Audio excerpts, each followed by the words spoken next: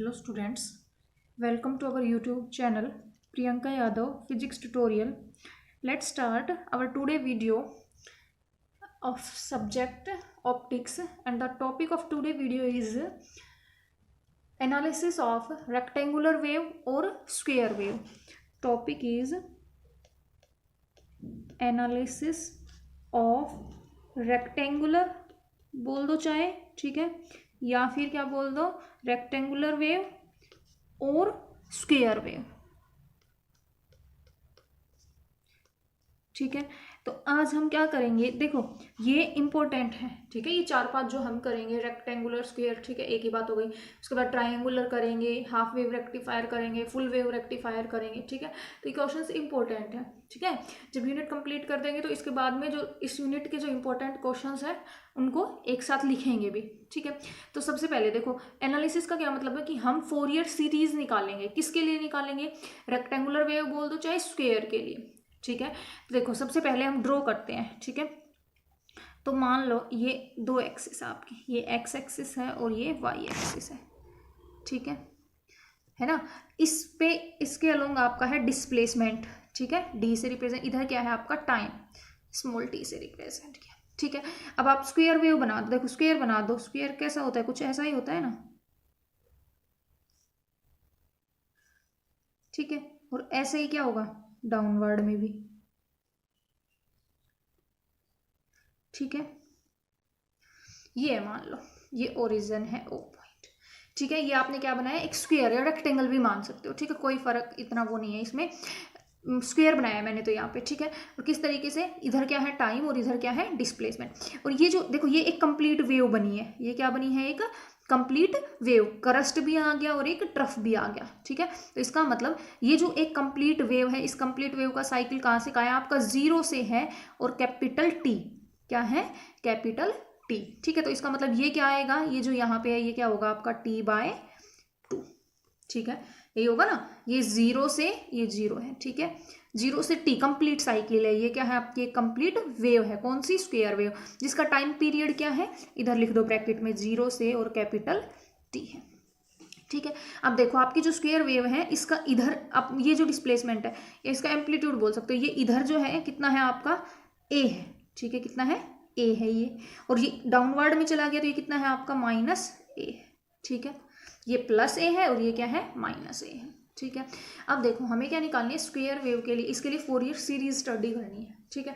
तो सबसे पहले वही फंक्शन लिखेंगे। तो हमने क्या लिया है, एक स्क्वायर वेव लिया है, तो लिखोगे फ्रॉम फिगर से हमें क्या मिला है ये लिख लेते हैं पहले। फ्रॉम फिगर आपका कोई फंक्शन है y, ठीक है, वो किसके इक्वल है, एक तो +a के इक्वल है, या फिर y की वैल्यू क्या है -a, यही है ना। ये x एक्सिस ले रहे हो तो y एक्सिस, तो y एक्सिस पे y की वैल्यू या तो +a है ना, और या क्या है -a।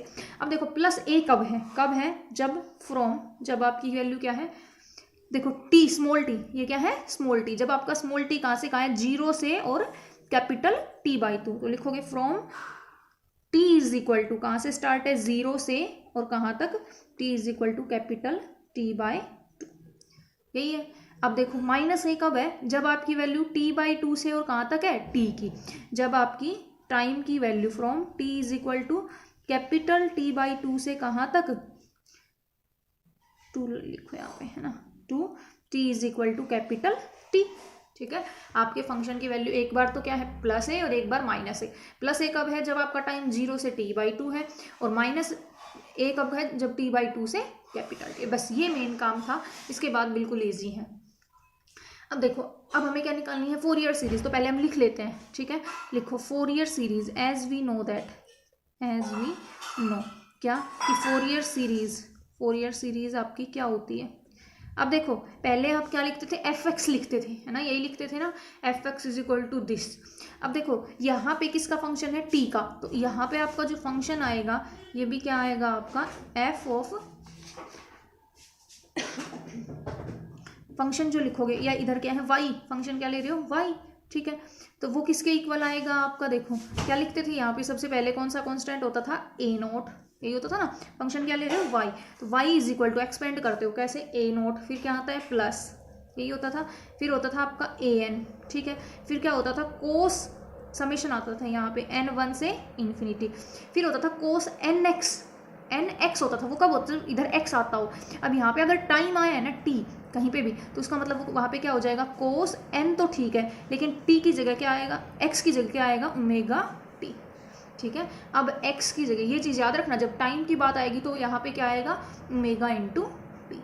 ठीक है, ये हो गया। फिर प्लस क्या लिखते हो, समेशन n1 से इन्फिनिटी, इधर क्या होता था bn साइन n x लिखते थे, लेकिन x नहीं आएगा क्योंकि यहाँ तो x है ही नहीं, t है, तो क्या आएगा साइन n ओमेगा t। और ओमेगा क्या है, आपकी एंगुलर फ्रीक्वेंसी, लिखोगे हेयर ओमेगा क्या है, एंगुलर फ्रीक्वेंसी।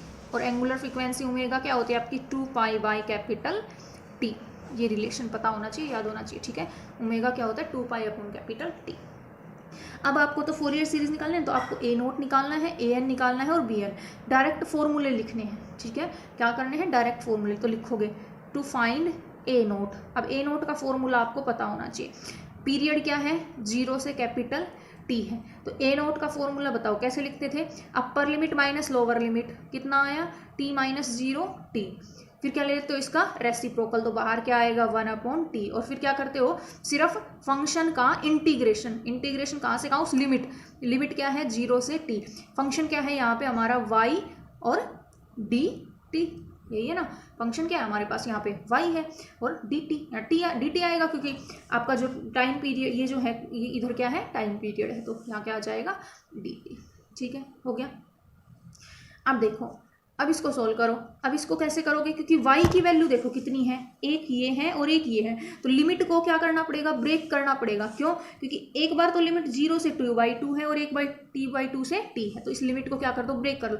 1/t तो कंप्लीट के बाहर रहेगा। ठीक है, अब लिमिट को ब्रेक करो, क्या कैसे लिखोगे, 0 से t/2 में फंक्शन की वैल्यू कुछ अलग है y dt।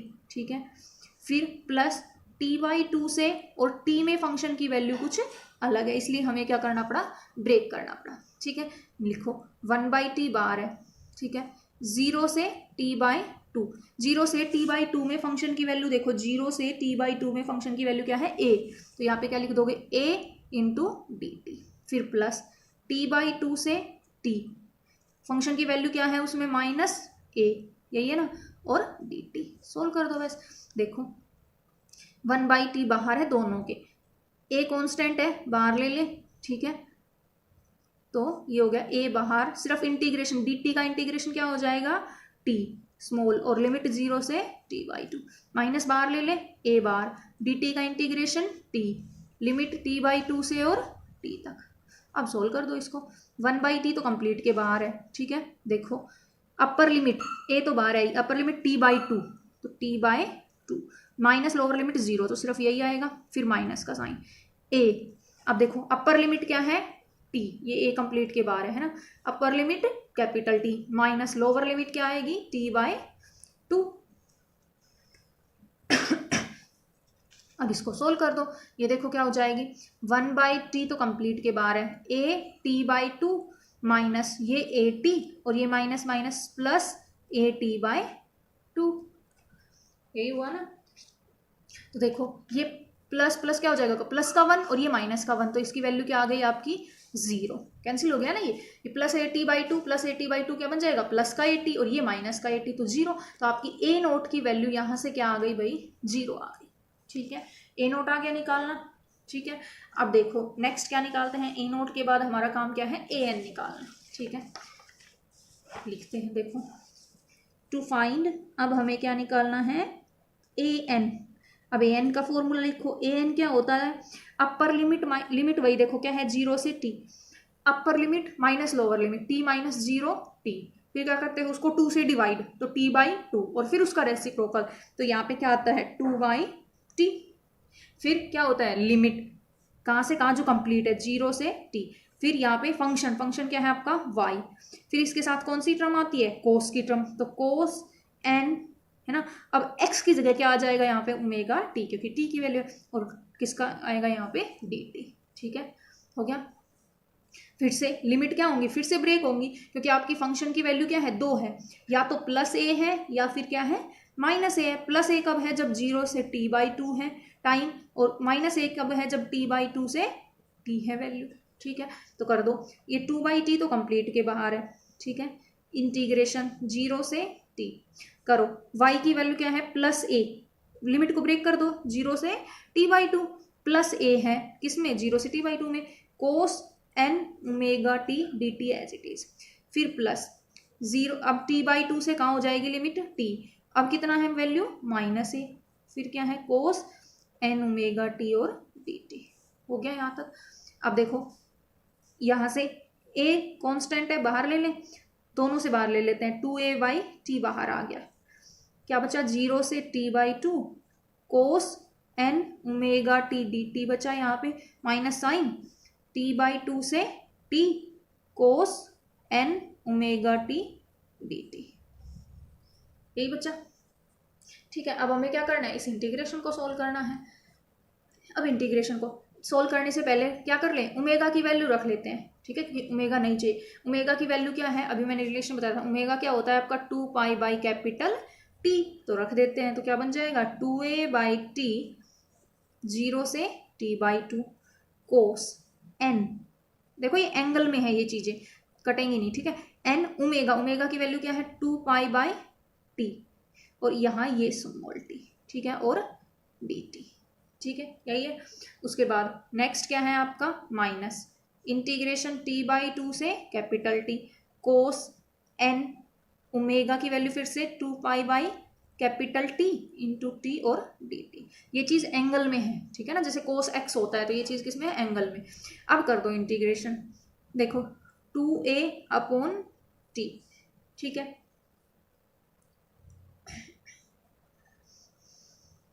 हो गया। अब इसका इंटीग्रेशन करो, कोस का इंटीग्रेशन क्या होता है आपका, कोस का इंटीग्रेशन साइन या माइनस साइन, कोस का जो इंटीग्रेशन होता है वो होता है साइन, ठीक है, तो कोस का इंटीग्रेशन करो, कोस का इंटीग्रेशन साइन करोगे तो साइन हो गया।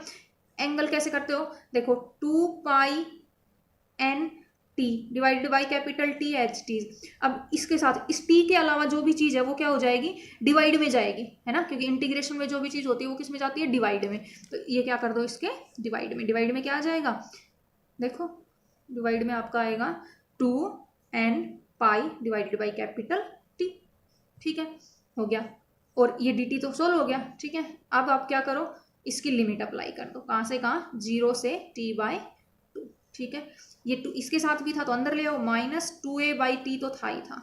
अब इसका कोस्ट का फिर से इंटीग्रेशन क्या हो जाएगा साइन, तो sine 2n πt divided by capital T, अब जो इसको t के अलावा जो भी है वो क्या है एंगल, वो किस में आ जाता है डिवाइड में, तो डिवाइड में क्या आ जाएगा 2n π divided by capital T, फिर लिमिट अप्लाई कर दो, कहाँ से कहाँ t/2 से और कैपिटल T, ये तो सिर्फ इंटीग्रेशन है, ठीक है, ये तो आप लोगों को सोल्व करना है।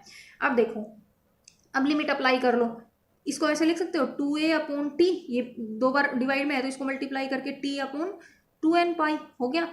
अब लिमिट अप्लाई कर दो, ठीक है, देखो ये क्या है आपका साइन, ये एंगल में जो चीज है उनको काट मत देना, देखो 2πn, अपर लिमिट रखनी है t की, अपर लिमिट क्या है t/2, ठीक है, इसके नीचे ये क्या है t तो था ही, ये बन गया, ठीक है, फिर माइनस लोअर लिमिट क्या है साइन 0, t की जगह 0 तो 0, ये वाली चीज यहां लिख दी मैंने बाहर, ठीक है।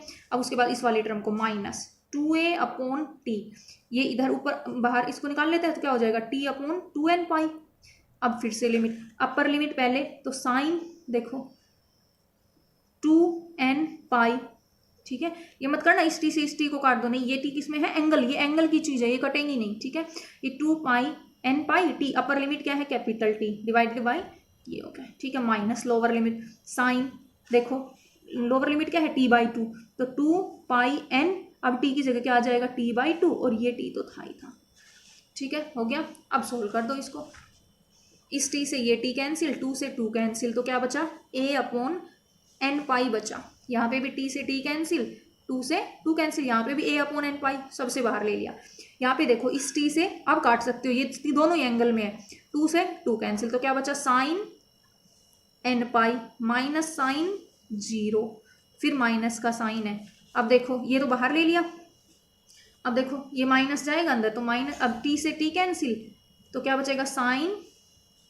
2n π, अब ये माइनस माइनस क्या देगा प्लस साइन, देखो t से टी कैंसिल, 2 से 2 कैंसिल, तो साइन एन पाई। ठीक है, अब देखो साइन जीरो की वैल्यू भी जीरो। ठीक है, आपकी इन सब की वैल्यू क्या रहेगी, जीरो रहेगी। साइन एन पाई भी जीरो। ठीक है, ये साइन एन पाई 2 टाइम्स हो जाएगा, ये भी जीरो, ये भी जीरो, सारी वैल्यू क्या देंगे आपको, जीरो। तो ये सोल्व होने या इसको, ठीक है, ये सब वैल्यू क्या देंगे आपको, जीरो देंगे। इनकी वैल्यूज को रखोगे तब तो आपकी ए नोट, सॉरी ये किसकी वैल्यू निकाली आपने, ए एन, तो ए एन भी आपका क्या आ गया, जीरो आ गया। सिर्फ इंटीग्रेशन ही सोल्व करने हैं। ठीक है, मेथड फॉर्मूले लगा के डायरेक्ट ये आ गया, ए एन जीरो आ गया। ए एन के बाद क्या निकालते हो आप, बी एन। ठीक है, ए एन आ गया, अब नेक्स्ट निकालते हैं सेम जैसे ए एन निकाला है वैसे बी एन का फॉर्मूला लगा दो। अब लिखो टू फाइंड बी एन, हर जगह जो प्रॉब्लम आएगी यूनिट से उसमें यही करना होगा, ए नोट निकालना होगा, ए एन निकालना होगा और बी एन।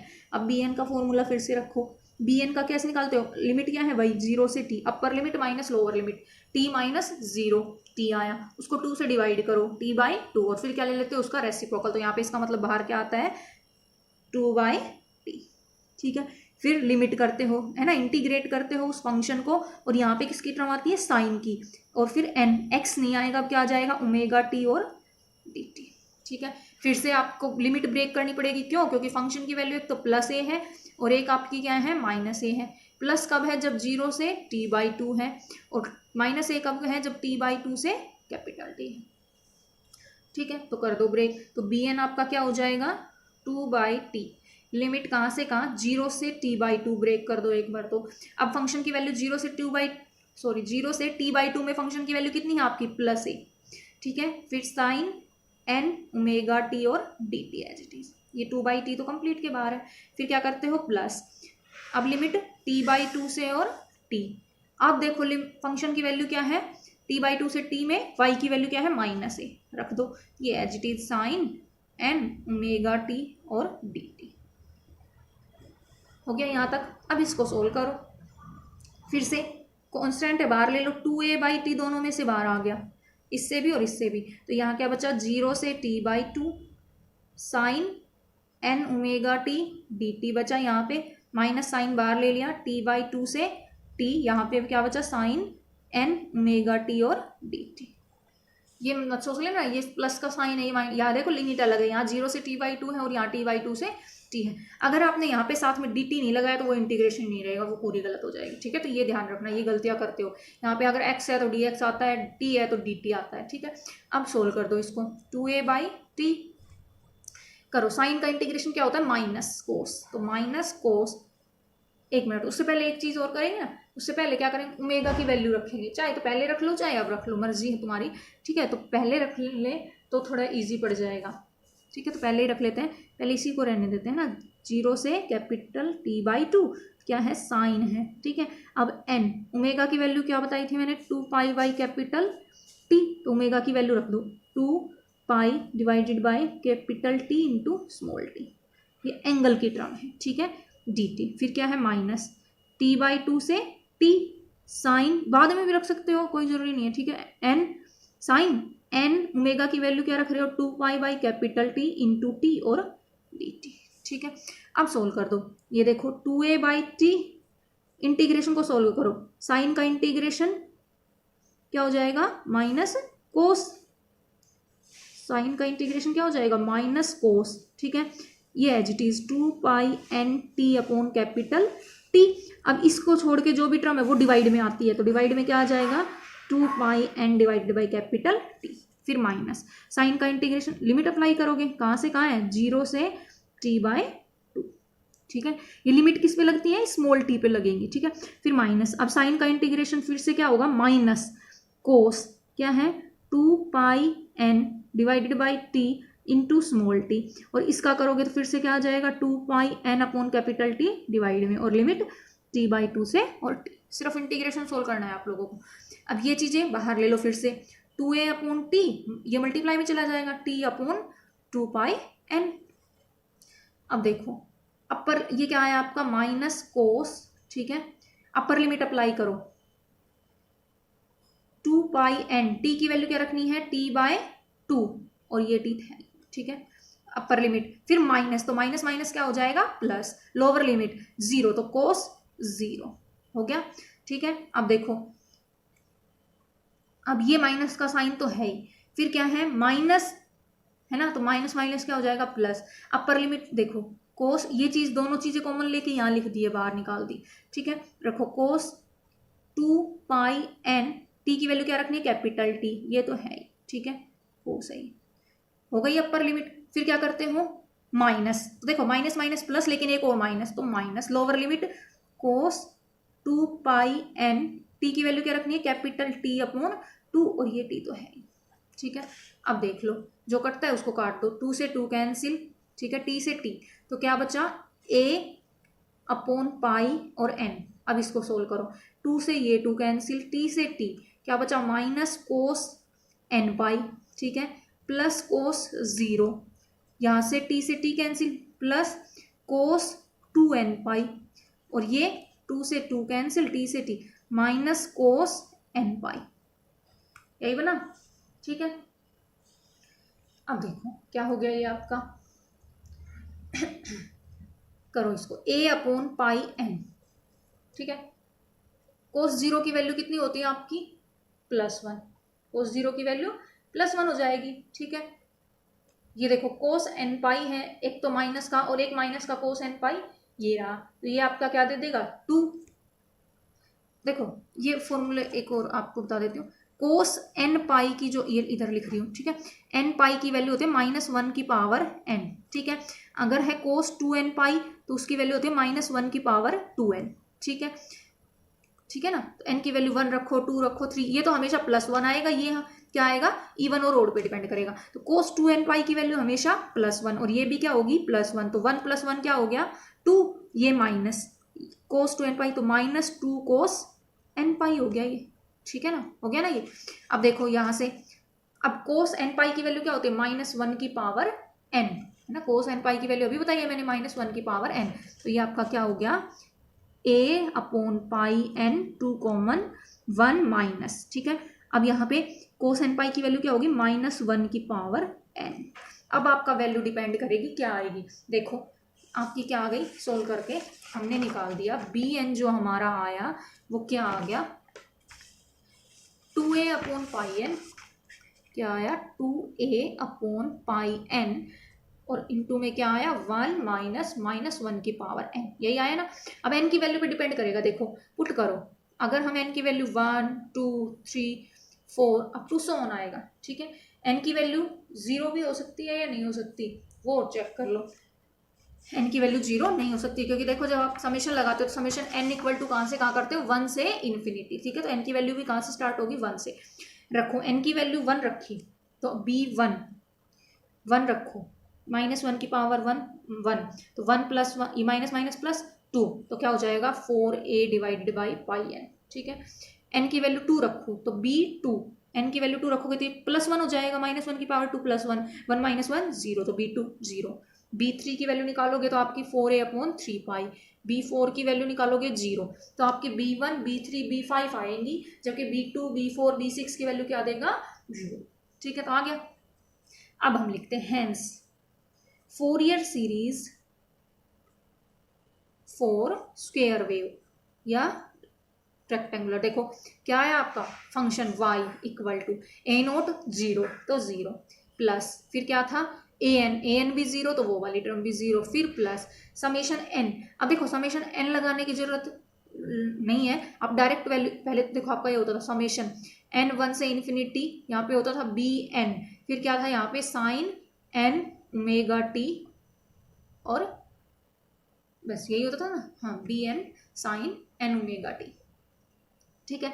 अब वैल्यू रख दो, n की वैल्यू 1 रखोगे तो b1, इस सीरीज को समेशन का मतलब प्लस में है सारी टर्म्स, तो 1 देखो 1 रखोगे तो b1 की value 4a upon pi n, ठीक है। 1 रखो तो क्या आएगा साइन ओमेगा t, फिर समेशन का मतलब क्या है प्लस, फिर 2 रखो तो b2 की वैल्यू क्या है 0, फिर n की वैल्यू 3 रखोगे तो b3 की वैल्यू 4a अपॉन 3 पाई, यहाँ पे क्या हो जाएगा 3 साइन 3 ओमेगा t, फिर प्लस 4 0, फिर क्या रखोगे 5 रखोगे तो क्या आ जाएगा 5 है, यहाँ पे ऊपर आएगा 4a डिवाइडेड बाय 5 पाई, और यहाँ पे साइन 5 ओमेगा टी, है ना, 3 ओमेगा टी 5 ओमेगा टी, और प्लस अप टू 100 ऐसे चलती जाएंगी, तो आपकी सीरीज क्या बन गई 4a divided by pi n sine 3 omega T plus 4a divided by 3 pi sine 3 omega T plus 4a divided by 5t pi sine 5 omega T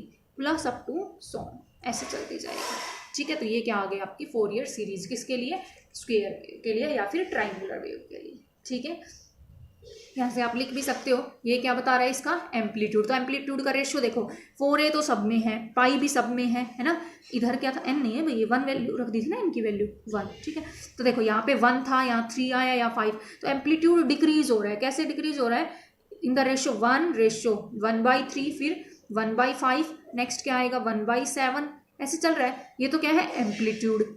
ठीक है, और ये होते हैं, ये क्या होती है फ्रीक्वेंसी, और जो फ्रीक्वेंसी है वो इंक्रीज हो रही है। देखो यहाँ 1 था, फिर क्या आया 3, फिर क्या आया 5, फिर क्या आएगा 7। ठीक है, फ्रीक्वेंसी इंक्रीज हो रही है, एम्पलीट्यूड क्या हो रहा है, डिक्रीज हो रहा है। ठीक है, बस यहीं तक करना है। मेन काम आपका क्या है, आपको ये फिगर बनानी है, आपको लिमिट पता होना चाहिए। ए नोट का डायरेक्ट फॉर्मूला लिखो, ए एन का और बी एन का, और वैल्यूज को सोल्व करो। इंटीग्रेशन का काम ज़्यादा है इस यूनिट में, कंप्लीट यूनिट में। ठीक है, हो गया। तो ये तो मैंने करवा दी है स्क्वायर वेव, उसके बाद नेक्स्ट बाद में करेंगे। ठीक है।